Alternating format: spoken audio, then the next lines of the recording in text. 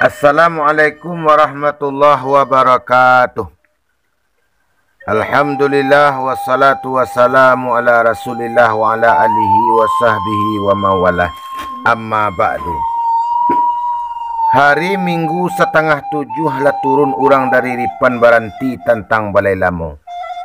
Lah tatagun noto je bendi sebab dak jalan laba ampang sedang kereta cepet lari. Mahadang kampung Ranti Kalak di balik negari kacang menampuh padang si Ombilin. Rami balainyo batu taba rami di anak Rampitalah.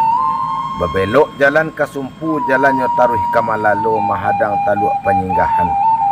Tagak di sandiang moro pingai hari na sedang pukul ampek bulik negari senyang bakar batang ayah menengah koto.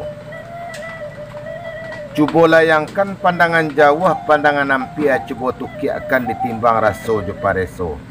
Dibawa bacamin diri diukua badan jo bayang-bayang.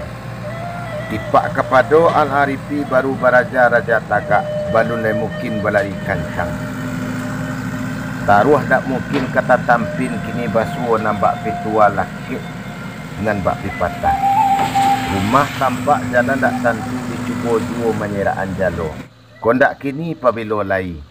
Di ansua balambek-lambek tolok dadu sanak mengembang lebar keuntung menjadi ladang pahalo. Nak dua pantun sahiri yang kapal dan dua salabuhan. Rumah gadang di sawah sudut selanja kudo balari atau sing jendela papan. Bacamin taruh kabarando katih kegantuang ciri kasuuk koto ilalang. Bebondong urang kabalai hari nasadang pagi hari. Lah ditimbang mungkin jo patui menerima santri jo santriwati keuntung alun ketinggalan. Kawan dahulu tentu capek tibo. Kami kudian menjajaki. Di sisi manona numpang nan sentiang keuntung leta bilai. Kami tunggu dun sanak di Al-Arifi. Assalamualaikum warahmatullahi wabarakatuh.